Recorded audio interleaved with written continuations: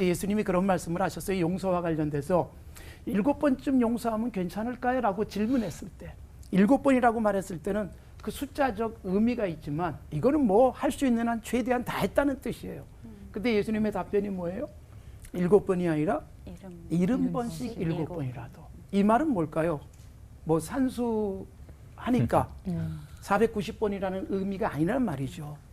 이거는 끝까지 용서해라. 용서할 수 있는 게 없어야 된다. 용서할 수 없는 게 없어야 된다. 그 말씀이셨을 겁니다. 그런데 예수님은 그렇게 가르치고 끝나지 않았다는 거죠. 예수님의 사역의 완성, 십자가에서 예수님은 용서의 최고의 본을 보이시죠. 예수님을 찌르는 자들, 예수님을 죽이는 자들을 위해서 기도하시잖아요. 더군다나 예수님을 못 박아 죽이면서도 희화하고 있어요. 예수님의 남겨놓은 옷을 누가 가질까? 제비 뽑고 있는 그들을 내려다보시면서 예수님이 용서를 위해서 기도해 주세요. 아버지께서 저들을 용서해 달라고. 그런데 용서해 달라고 기도만 하시는 게 아니라 핑계거리까지 찾아주잖아요. 몰라서 저래요. 그러니까 변호까지 해주시는 거예요.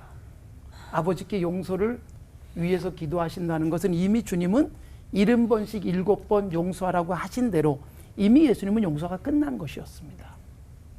예수님은 용서가 끝났고 그리고 이런 상황에서도 용서해야 된다는 것을 예수님이 온몸으로 보여주신 것이지요. 저는 이렇게 말씀드리고 싶어요. 왜 용서해야 되느냐? 용서받을 그 사람을 위해서 용서하는 게 아니라 이기적 유전자라는 책을 혹시 보셨는지 모르겠습니다만 우리 안에 유전자들이 이 자기를 보호하기 위해서 우리를 이용한다는 거예요. 이게 재밌는 역설인데 근데 사실 저는 이렇게 얘기하고 싶어요. 용서는 최고의 이기적인 가장 좋은 태도다. 나를 위해서 할 수 있는 최고가 누군가를 용서하는 거예요. 여러분 용서하지 못한 채 남편, 아내, 가장 사랑해야 될 사람을 가장 용서 못하고 살아가는 세상이에요. 부모를 평생 용서 못한 채 안 보고 살아가는 사람도 있어요. 자식을 용서 못한 채 살아가는 사람들이 있어요. 가장 사랑해야 될 사람을 가장 상처 주기도 하고 가장 미워하며 살기도 합니다. 그러면 누가 불행할까요? 내가 불행한 거예요. 용서 못하는 내가. 용서는 예수님이 왜 우리에게 하라 그랬을까? 내가 행복해지는 최고의 방법이에요. 용서할 수 없는 사람 가슴속에 계속 남아 있어요. 볼 때마다 밥맛이 없어요. 저쪽에서 나타나면 피해서 지나가고 싶은 사람, 얼굴도 마주치고 싶지 않은 사람이 있으면 내 삶은 얼마나 위축되고 불행하시겠습니까? 그래서 예수님이 우리가 행복할 수 있는 길로 용서를 말씀하시는 거죠. 나를 위해서 용서하자. 여러분 누군가에게 굉장한 상처를 입고 평생 회복이 안 된 채 살아갈 수 있어요. 회복을 어디 가서 누구를 통해서 받을 것인가? 결국 내가 해야 돼요. 내가 용서하는 그 순간 내가 회복이 되는 겁니다. 그래서 예수님은 그걸 우리에게 보여주셨고 그리고 우리에게 용서의 경험, 내가 용서받는 경험을 통해서 나도 용서하며 살아야 된다라는 말씀을 예수님이 굉장히 많이 강조하셨던 것이죠. 제가 목회자지만 목회하면서 사는데도 미운 사람들이 있습니다. 저를 속상하게 하는 사람도 있고 그런데요. 해가 질 때까지만 미워하다가 해결하고 잠자자. 바울 사도가 말씀한 대로 그런 생각을 꼭 하고 싶어요. 그리고 하고 있어요. 왜냐하면 내가 잠 잘 자기 위해서. 그 다음에 내가 예배 제대로 드리고 싶어서. 내 잠을 방해받으면 아니 손해봤는데 상처 입었는데 잠까지 못 자면 얼마나 억울해요. 결국 내가 이미 입은 손해에다가 용서를 못하면 손해를 하나 두 개를 더 얹혀놓는 거라는 거죠. 그리고 목회자가 우리 교회 공동체 안에서도 정말 용서가 안 되는 사람이 있으면 설교할 때 그 사람 못 보고 할 수도 있어요. 그리고 예배 시간에 딱 얼굴이 마주치는 순간 이게 버벅거리기도 하고 이건 여러분 내가 불행해지는 거예요. 그래서 내가 예배를 제대로 드리고 싶으면 그 다음에 내가 제대로 설교하고 싶으면 내가 정말로 행복하게 살고 싶으면 용서해야 된다는 거지요. 집안에서 늘 마주치는데 아내가 용서가 되지 않고 남편이 용서되지 않는다고 생각해 보십시오. 그러면서도 그렇다고 뭐 안 보고 살지도 않아요. 이거 여러분 얼마나 불행합니까? 그래서 저는 용서해야 될 이유, 나를 위해서다. 나를 위한 최고의 처방이다. 내 상처가 빨리 회복되기 위한 최고의 방법은 용서하는 그 순간, 여러분 어떤 약을 바르지 않아도 그 순간 주님이 나를 안아주실 겁니다. 그리고 회복될 겁니다. 용서, 나를 위한 것입니다. 아멘. 내가 회복되기 위한 최고의 처방, 용서라는 것을 가슴속에 새기고 살아갔으면 좋겠습니다. 아멘. 하나님 아버지 감사합니다. 우리를 용서하시고 하나님의 자녀가 될 뿐만 아니라 우리도 어느새 용서할 수 있는 자리에 들어가게 된 것을 감사합니다. 내가 용서받아야 된다는 것을 깨닫는 그 순간 회개할 줄 알고, 그렇게 회개할 때마다 용서하시는 주님으로 인하여 나도 누군가를 용서하며 내 삶이 행복해질 수 있는 건강한 우리들이 되게 하여 주시옵소서. 아멘. 예수님의 이름으로 기도드리옵나이다. 아멘. 아멘.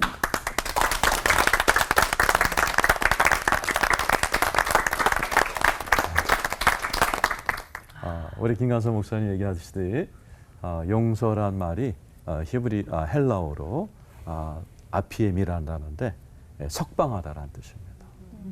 또 풀어주다라는 뜻이 있어요. 즉 이게 누구를 석방하느냐? 남을 풀어줌으로 자기가 석방되는 거예요. 오늘 이 감옥에 들어갔다가 자기를 팔아넘기고 오랫동안 자기를 고생시킨 형들을 만난 요셉이라는 사람이 형들을 용서하는 과정이 성경에 기록되어 있는 걸 본문으로 잡았습니다. 용서는 쉽지 않습니다. 뭐 한 번 먹고 해결되는 알약도 없고, 또 어디 가서 안수 한 번 받는다고 갑자기 미운 사람이 집에 갔더니 천사로 보이더라, 뭐 이런 거 없습니다. 용서는 과정인 것 같고 절대로 인간의 힘으로 할 수 없습니다. 하나님의 힘으로밖에 할 수 없다는 것을 요셉이 형들을 용서하는 과정에서 보여주죠. 형들이 나타났습니다. 정말 죽이고 싶은 형들이 나타났을 때 요셉의 첫 번째 반응은 엄한 목소리로 대했다라고 되죠. 안 풀렸다는 얘기죠. 그리고 정탐꾼을 몰아서 전부 다 3일 동안 감옥에 집어넣습니다. 그리고 그때 이제 형들이 감옥에서 얘기하는 걸 엿듣습니다. 루벤이 일어나서 이건 우리가 요셉을 팔아넘긴 핏값이다. 자기들끼리 이제 회개하는 얘기를 듣고 요셉이 우는 장면이 나옵니다. 그러나 요셉은 이제 자기도 죽이려고 했던 형들이 자기와 같은 배에서 나온 베냐민마저 죽였을까 봐 확인하기 위해서 베냐민을 데리고 오기를 요청을 하죠. 그래서 베냐민이 왔을 때 베냐민을 이제 그 은잔 사건을 통해서 잡아두려고 합니다. 그때 유다가 베냐민을 데려가지 않으면 아버지마저 돌아가신다는 그 이야기와 함께 유다가 아주 하소연을 하죠.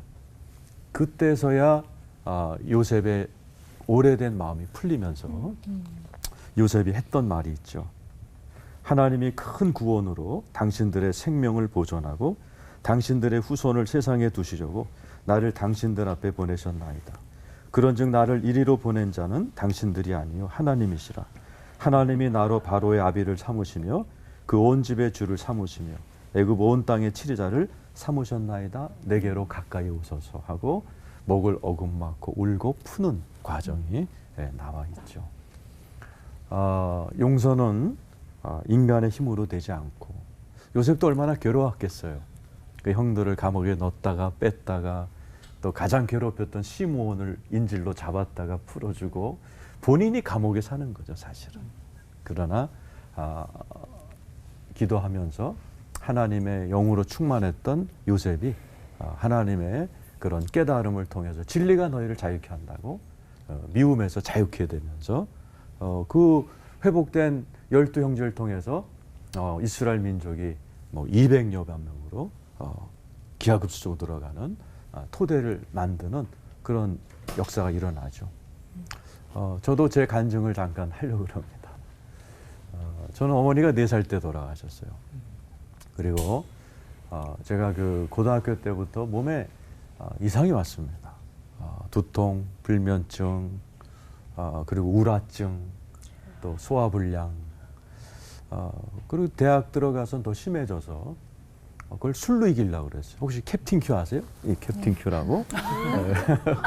그 술을 아침에 한 병 사가고 갑니다. 하루 종일 술로 내 자신을 마비시키고 집에 들어가야 그 미운 사람들 보지 않고 잘 수 있는 그걸 1, 2년 하다 보니까 어느 날 제 손이 떨리는 거를 친구가 얘기해 줬어요.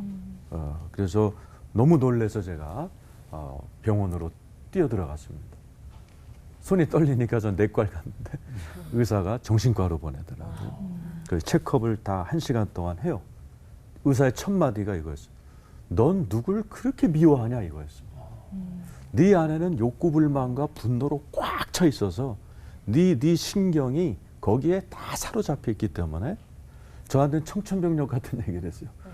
내가 볼 때는 너 내가 진단서 써주면 군대도 못 가고 결혼 안 하는 게 좋을 것 같고 사회생활을 할 수 없을 것 같다. 그때부터 4봉지의 약을 먹으면서 살았습니다. 그 병원이 기독교 병원인데 용서란 얘기를 한 번도 듣지 못한 채로 그러다가 제가 예수를 믿게 됐어요. 제가 이제 불교 신자였는데 이 계기로 아무리 절을 해도 해결이 안 돼서 이제 예수를 믿고 이제 신앙생활을 했습니다. 목사님께서 용서하란 말을 많이 했지만 용서가 잘 안 됐어요. 용서하고 싶었어요. 그러나 여전히 저는 약을 먹으면서 술을 약으로 대체하면서 약 없이 살지 못하는 그런 인생이 되었죠. 그러던 어느 날 아버지의 마음이라는 그 테이프를 어떤 분이 저에게 가져다 줬어요. 거기에 제 인생을 뒤바꾼 메시지가 들어있었어요. 잭 윈터라는 지금도 잊지 못할 제 은인, 나중에 미국 유학 갔을 때 같은 아파트에 사는 그런 참 신기한 일도 있었습니다. 그분께서 그러는 거예요. 예수를 믿으면 내 안에 기쁨이 와 있는데 우리가 이렇게 기뻐하지 못하고 분노에 쌓이는 이유는 상처가 사로잡혀 있어서 그렇다. 상처와 아픈 기억이 막고 있어서 그렇다. 이걸 제거해 주는 기도가 필요하다 그러더라고요. 간단히 가르쳐 주셨어요. 짧은 기도였어요. 하나님, 내 안에 꼭 치료돼야 될 기억이 있다면 떠오르고 생각나게 해달라고. 그리고 그 기억이 떠오르면 눈물이 날 거라는 거죠. 울래는 거죠. 왜냐면은 어렸을 때 눈물이 나왔어야지 그때 감정이 해결이 되는데 어렸을 때 울지 않으면 나이가 돼서 몸뚱아리가 운대요. 암에 걸려 울고 고혈압에 걸려 울고. 그게 굉장히 와닿아서 그 부분에서 탁 끄고 내가 지금 몸이 울고 있으니까 따라해 봤어요. 하나님, 아픈 기억, 치료돼야 할 기억이 있으면 떠오르고 생각나게 해주세요 하는 순간에 7살 때 기억이 딱 떠오르는 거예요. 우리 아버지가 이제 은행원이셨어요. 우리 아버님도. 출근하시자마자 저희 시어머님이 이제 걸레 통으로 제 머리를 탁 때리는 장면이었어요. 그 나도 모르게 이 안에서 그때 그 울컥하는 마음이 확 올라오면서 나도 모르게 울라고 그랬으니까 우리 어머님이 울지 못하게 했어요. 내가 울면 재수 없다고 또 맞고 그랬기 때문에 이제 그걸 한참 토해내고 신기하더라고요. 하나님이 다 알고 계셨구나. 그 다음날 또 하고 그 다음날 또 하고 하기를 8개월을 했습니다. 8개월째 되는 어느 날 토요일 기억이 나요. 무릎을 꿇고 기도를 하고 있는데 하나님, 아픈 기억이 있으면 떠오르고 생각나게 해달라고. 근데 국민학교 3학년 때 기억이 떠올랐어요. 제가 자고 있었습니다. 시계도 기억이 나요. 저런 7시 38분이었어요. 우리 새어머니가 문을 꽉 열고 들어오시더니 제 얼굴을 발로 막 밟으셨어요.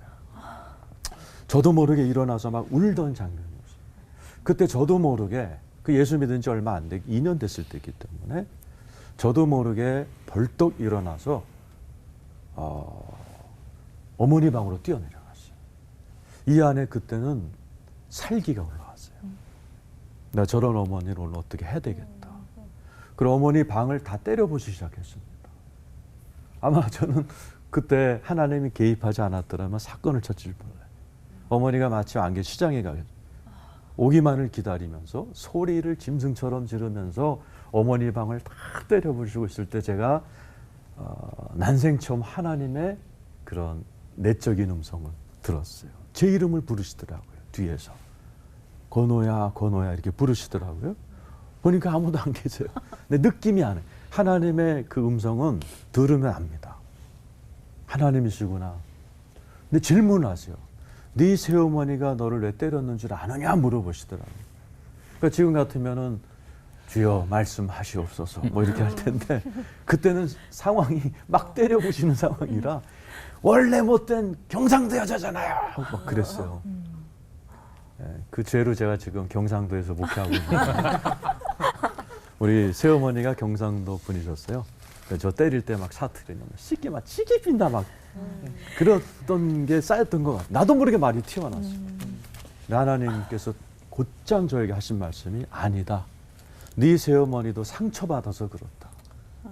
하면서 우리 새어머니의 인생이 내 앞에서 쫙 지나가는 영화처럼. 우리 어머니도 버림받은 전 남편에게서 그래서 세 자녀를 저희보다 위 이복 형님 누님들을 이렇게 데리고 살다가 우리와 우리 아버지랑 재혼해서 우리 셋 자기 자녀 셋 6명을 기르시는 그 어머니 한마음 인생이 싹 지나가는데 나도 모르게 이 안에서 불쌍하다는 마음이 올라오기 시작하는 거예요. 그러면서 내 속에서 뭔가가 이게 나중에 보면 쓴뿌리죠. 쓴뿌리가 하나 둘 확 빠져나가면서 제가 굉장히 괴로웠던 게 두통이었거든요. 저는 머리 뚜껑 열린다는 말을 그때 체험했어요. 그렇게 아프던 두통이 딱 떠나가더라. 그러면서 하늘로부터 어떤 기름 같고 생수 같은 것이 내 온몸으로 임하기 시작하고 내 배를 통해서 팍 나가는 걸 20분을 체험했습니다. 그러고 나서 저는 숙기가 없어서 우리 새어머니를 어머니 용서합니다. 뭐 이런 얘기 해본 적이 없어요. 근데 그때부터 어머니가 안 미운 거예요. 아니 불쌍해지기 시작하는. 그 제가 이제 은혜를 받아 신학교를 들어가 전도자가 됐어요. 월급 15만 원 받았어요. 근데 그 중에 어머니한테 매달 5만 원씩 용돈을 드렸어요.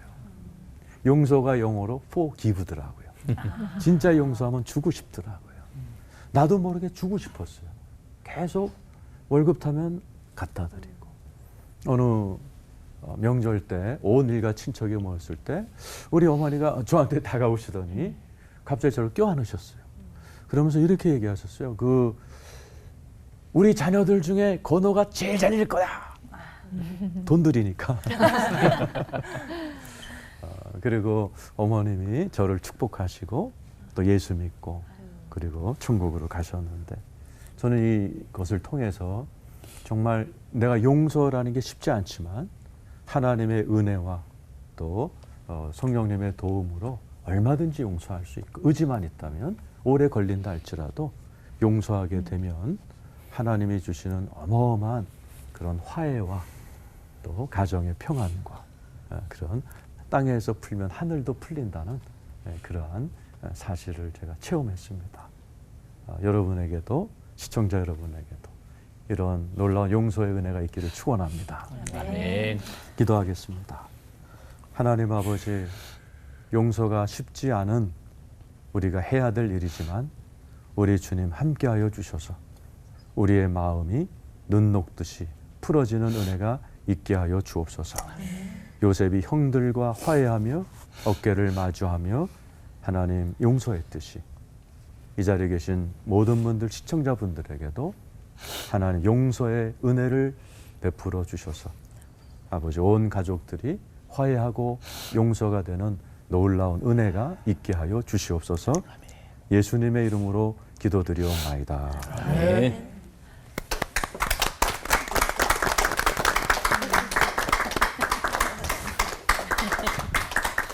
세 번째 설교하는 게 이렇게 힘들 줄 몰랐어요. 아니 앞에서 다 해버렸는데 나보고 뭐 하라고 한 개는 좀 남겨놓으셨어야 하지 않았을까 하는 생각이 듭니다. 사실은 7번씩 70번 용서하라는 예수님의 말씀 본문은 그거거든요. 그리고 요셉에 대한 용서도 가장 주 메뉴인데 다 해버렸으니까 전 뭐 해요? 이제? 우리가 잘못한 것 같아요. 용서해 주세요. 우리. 사실 이 나이 되고 보니까 용서해줄 케이스보다는 용서받아야 할 케이스가 훨씬 더 많다는 생각을 해봅니다. 오늘의 주제는 용서의 한계가 어디까지인가 그런 질문이었는데 사실은 뭐 간단히 말하면 한계는 없다는 거죠. 뭐 아까 말씀하셨던 것처럼 7번에 70번, 490번, 그럼 491번 때는 딱 가서 복수해도 된다는 말씀은 전혀 아니니까 무한히 용서해야 된다는 것. 용서가 그렇게 쉽지 않기 때문에 한계를 우리가 얘기하지만 사실은 정확한 답은 한계는 없다는 거죠. 무한히 용서하라. 이것이 주님의 명령이니까요. 이런 질문을 한번 해봐요. 가정에 있어서 부부든지 혹은 부모와 자식 간에든지 가장 필요한 덕목이 뭐라고 생각하세요? 네? 사랑? 부부 간의 가장 큰 덕목, 부모와 자식 간의 가장 큰 덕목이 뭐라고 생각하세요? 사랑이라고 생각하죠? 그렇잖아요. 그러면 사랑의 핵심은 뭐라고 생각하세요? 용서예요. 그러니까 가정에서 가장 필요한 것은 사랑인데 그 사랑의 핵심은 용서이죠. 예수 그리스도께서 십자가에서 우리에게 보여주신 것이 바로 용서이니까요. 사랑이 가장 필요한 사람도 누구라고 생각하세요? 그리고 용서가 가장 필요한 사람 누구일 것 같아요? 아까처럼 뭐 끼어드는 운전기사? 용서 필요 없어요. 예. 뭐 쫓아가서 나 용서할게. 그럴 필요 없어요. 근데 용서가 가장 필요한 사람 누구냐 하면 부부예요. 그리고 부모와 자식 간이에요. 왜? 상처를 주니까요. 사랑이란 뭐냐? 용서하는 거다. 용서하지 못하면서 사랑한다고 하는 말은 그건 거짓말인 거죠. 용서야말로 신앙의 최고봉입니다. 용서하는 사람이야말로 가장 위대한 사랑을 실천하는 사람이죠. 한 살인범이 미국에서 있었던 일이라고 그래요. 사람을 죽이고는 사형언도를 받았습니다. 그런데 그 주위에 그 형님이 워낙 그 공헌한 바가 크니까 그 주지사를 찾아가가지고 제 얼굴을 보고 제가 이 주위에 했던 일들을 업적을 조금이라도 기억해 주신다면 내 동생 사면장 좀 써주십시오 하고 부탁을 했다는 거예요. 그 동생의 행위에 대해서는 참 용서할 수는 없지만 그러나 그 형님 한 일을 생각하면서 사면장을 써준 겁니다. 사면장을 품에 따놓고 가가지고 이제 자기 동생을 면회를 합니다. 면회를 하면서 동생에게 이렇게 물어보는 거예요. 야, 내가 만일 사면장을 받고 풀려나갈 수만 있다면 풀려난 다음에 너 뭐 하겠냐? 그렇게 물었더니 동생이 이렇게 말하는 겁니다. 화를 팍 내면서 내 재판장에서 내게 불리한 증언을 한 놈들 찾아가서 다 죽여버리겠다. 그리고 나에게 사형언도를 내린 그 재판장 죽여버리겠다. 그리고 울분에 타서 그러고 있는 거죠. 형님이 서글픈 마음으로 그냥 돌아서 나왔다는 겁니다. 사면장 품에 품은 채. 어떤 분은 이 글을 인용을 하면서 참 재미있는 결론을 지었더라고요. 하나님께서 만일 내게 베풀어 주실 축복의 놀라운 선물들을 천사에게 보내줬는데 그 천사가 와서 내 마음속에 일어나는 분노와 복수심으로 들끓고 있는 것을 보면서 맥이 풀려서 도로 돌아가는 일은 혹시 없을까 하는 거. 곰곰이 우리 자신을 한번 돌아봤으면 좋겠습니다. 분노에 꽉 차서 소리를 지르고 욕지거리를 하면서 밤에 잠도 못 자고 그러는 나의 모습을 바라보던 천사가 와서 혹시 하나님께서 주시고자 하시는 회복과 축복의 선물들을 주지 못한 채 되돌아가는 일은 없을까? 그렇다면 얼마나 큰 손이겠어요. 자, 용서하자는 것이요.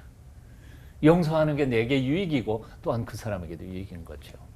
용서 못하는 삶은 몇 배로 나의 인생에 손해를 보게 하는데요. 첫째, 그 사람한테 내가 당한 게 첫 번째 상처 아니에요. 용서하지 못해서 지금 내 몸으로 혹은 내 삶에서 받는 상처들은 죽는 마지막 순간까지 계속 될 텐데, 아니 그 사람에게 당한 것도 억울한데 계속 내가 죽을 때까지 계속 용서하지 못함으로 해서 당하면서 살아가는 것은 얼마나 억울한 일인가 하는 거죠. 그냥 용서하고 하나님이 주시는 축복 가운데서 살아가는 것이 큰 축복의 삶의 모습이 아닐까. 어떤 분은 그래서 용서의 3F 법칙이 있다고 그래요. 첫 번째 법칙은 바로 forgive, 용서하라는 거죠. 두 번째 F는 forget, 잊어버리라는 거예요. 잊어버리지 않은 것은 용서하지 않은 거예요. 아직 기억하면서. 부부싸움 할 때 부인들이 항상 하는 거 있죠. 용서했어. 되는 거. 근데 그 다음엔 또 나와. 레퍼토리가 계속 반복해서 나오는. 그게 용서한 건 아니야. 불의할 때는 계속 뭐 나오니까요. Forgive, forget, forever. 영원히. 그거 진정한 용서의 원칙이고 방법이라는 거죠. 십자가에 달려 죽으신 예수 그리스도께서 과연 한계를 놓으시고 이 정도는 용서 못하겠다라고 한계점을 정해놓으시고 우리를 용서하셨다면 우리는 뭐 죽어마땅한 죄인들이었을 겁니다. 그분이 당신이 죽으시기까지 우리를 용서하셨다면 10,000달란트 빚진 자가 바로 우리니까요. 100데나리온 빚진 사람한테 자꾸 갚으라고 소리치는 것조차가 얼마나 부끄러운 일일까. 그냥 용서합시다.